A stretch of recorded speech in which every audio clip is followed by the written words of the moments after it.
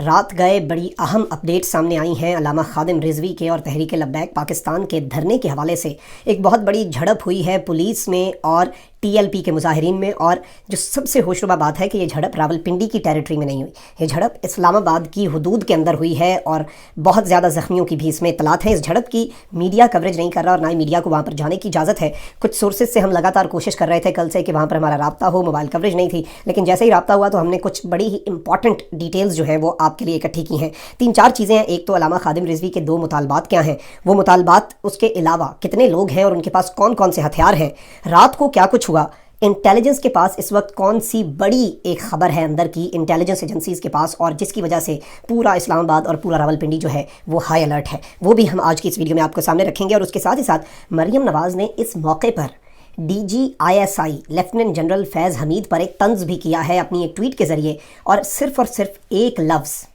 لکھا ہے انہوں نے، لیکن یہ جو طنز ہے سیدھا وار جو ہے یہ لیفٹیننٹ جنرل فیض حمید پر اور پاکستان کے اداروں پر اور آئی ایس آئی پر ہے۔ ان تمام تر چیزوں کو ہم آج کی اس ویڈیو میں ڈسکس کریں گے، لیکن اس سے پہلے اگر ابھی تک آپ نے چینل کو سبسکرائب نہیں کیا تو سبسکرائب کر لیں اور گھنٹی کے نشان کو بھی دبا دیں تاکہ آنے والی تمام تر جو ویڈیوز ہیں وہ آپ تک پہنچتی رہیں، اور اسی طرح ایمانداری کے ساتھ حقائق پر مبنی مستند خبریں میں آپ تک پہنچاتا رہوں اور بے باک تجزیے بھی آپ تک پہنچتے رہیں۔ خواتین و حضرات، علامہ خادم رضوی نے 15 تاریخ کو یہ ایک مارچ کرنے کا اعلان کیا تھا۔ اس مارچ کے اندر کچھ تھوڑی سی وہاں پہ آپس میں ان کی کانفلکٹ ہوا، پولیس کے درمیان کافی ان کی ایک دوسرے پر پتھراؤ ہوا، آنسو گیس چلے، لاٹھی چارج ہوا، تھوڑی سی لڑائی ہوئی، کشیدگی بڑھی، اور اب یہ مارچ جو ہے یہ دھرنے کا رخ اختیار کر چکی ہے، اور علامہ خادم رضوی واپس وہیں پہ پہنچ چکے ہیں جہاں پہ وہ 2017 میں تھے، یعنی کہ فیض آباد کے مقام پہ۔ اسلام آباد راولپنڈی کے شہری تو یہ جانتے ہوں گے، ویسے جو پورے پاکستان سے لوگ دیکھ رہے ہیں میں انہیں بتا دوں کہ راولپنڈی اور اسلام آباد کے درمیان فیض آباد کا جو علاقہ یہ بڑا امپورٹنٹ ہے، یہ جنکشن سمجھا جاتا ہے اسلام آباد اور راولپنڈی کا، اور بہت زیادہ لوگ جڑواں شہروں میں ان جگہوں سے کمیوٹ کرنے کے لیے اسے استعمال کرتے ہیں۔ تو اس جگہ کے اوپر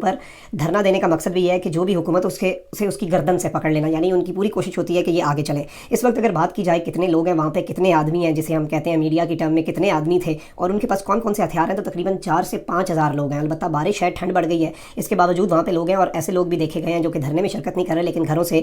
کمبل اور رضائیاں وغیرہ وہاں پر مظاہرین کو پہنچا رہے ہیں، ڈنڈے ہیں ان کے پاس، لاٹھیاں ہیں، اور اس کی تصدیق ہوئی ہے۔ اور اب میں اگر آپ کو بتاؤں کہ علامہ خادم رضوی جو ہیں ان کے 2 مطالبات کیا ہیں، ان کے 2 بڑے مطالبے ہیں۔ پہلا مطالبہ ان کا ہے کہ جو فرانس کی ایمبیسی ہے اسے بند کیا جائے، اور نہ صرف فرانس کی ایمبیسی کو بند کیا جائے، فرانس کے ایمبیسڈر کو بھی واپس بھیج دیا جائے۔ ایمبیسڈر کو واپس بھیجنا بھی تھوڑا سا پریکٹیکل لگتا ہے، لیکن ایمبیسی بند ہونا بڑا مشکل ہوتا ہے، کیونکہ فرانس کے اندر پاکستان کے شہری موجود ہیں، پاکستان کے اندر فرانس کے شہری موجود ہیں، تو ان کے جو مفادات ہیں ان کا تحفظ کرنا بڑا ضروری ہوتا ہے، اور یہ ایک بہت بڑا ڈپلومیٹک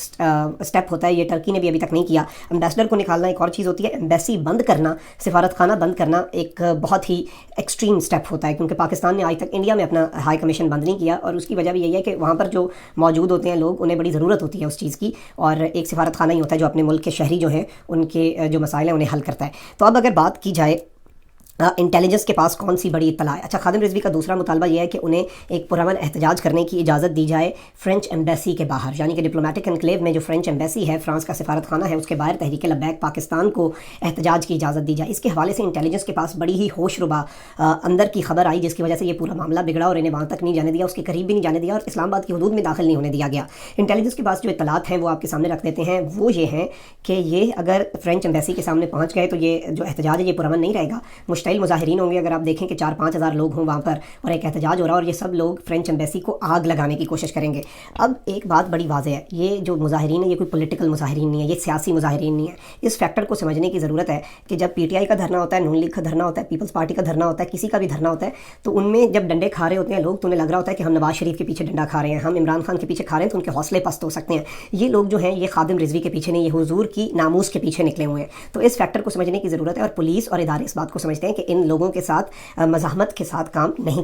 کیا جا سکتا اور کام اس طرح نہیں چلایا جا سکتا۔ لیکن انٹیلیجنس کے پاس اب یہ اطلاعات ہیں کہ ایمبیسی کو جلایا جا سکتا ہے، یہ ایک بہت بڑا سیٹ بیک ہو سکتا ہے پاکستان کے لیے، اور اوبویسلی اگر یہ تمام تر لوگ وہاں پر پہنچ جاتے ہیں اور ایمبیسی کے ساتھ کچھ کرتے ہیں تو ہماری افواج یا ہمارے ادارے جو ہیں وہ حرکت میں آئیں گے، اور وہ آگے سے ان کے اوپر اگر کوئی فائر کر دیں یا کوئی اس طرح کی چیز ہو جائے، 4-5 ہزار لوگوں کی کشیدگی ہو جائے، تو وہ بہت بڑی تباہی کی طرف بات جا سکتی ہے۔ اس لیے انہیں روکا گیا ہے، ڈپلومیٹک انکلیو کو بھی سیل کر دیا گیا ہے، ریڈ زون کی طرف جانے والے تمام تر راستوں کو بھی اس وقت میں آپ کو بتاؤں کہ سیل کر دیا گیا۔ البتہ یہ لوگ فیض آباد کے ایریے میں کنفائنڈ ہے۔ مریم نواز کی ٹویٹ کے اوپر آنے سے پہلے میں آپ کو رات کی امپورٹنٹ اپڈیٹ بھی بتا دوں اور اس وقت وہاں پر کیا صورتحال ہے وہ بتا دوں۔ 200 سے زائد ٹی ایل پی کے جو کارکنان ہیں وہ گرفتار ہو چکے ہیں، گھراؤ اس کا مکمل ہے، وہاں پر صحافیوں کو بھی نہیں جانے دیا جا رہا اور صحافیوں کو کہا جا رہا ہے کہ آپ نے کیا کرنا ہے، اگر آپ اس کی کوریج ہی نہیں کر رہے، آپ کو اجازت ہی نہیں ہے تو آپ نے وہاں پر جا کے کیا کرنا ہے۔ پریزن وینز جو ہیں وہ بھی وہاں پر پہنچا دی گئی ہیں۔ پریزن وینز جو ہوتی ہیں انہیں اس لیے پہنچایا گیا کہ اگر میسو لیول پہ گرفتاریاں کرنی پڑتی ہیں تو سب کو لاد کے لے جانا آسان ہو۔ خالی پریزن وینز جو ہیں وہ بھی اس دھرنے کے مقام کے آس پاس پولیس نے کھڑی کر دی ہیں، رینجرز بھی سیکیورٹی کے لیے موجود ہیں۔ اب اگر بات کی جائے رات کو جو جھڑپ ہوئی ہے، یہ فیض آباد کے ساتھ سیکٹر ہے اسلام آباد کا I8 اور کافی امپورٹنٹ سیکٹر سمجھا جاتا ہے اور یہاں پر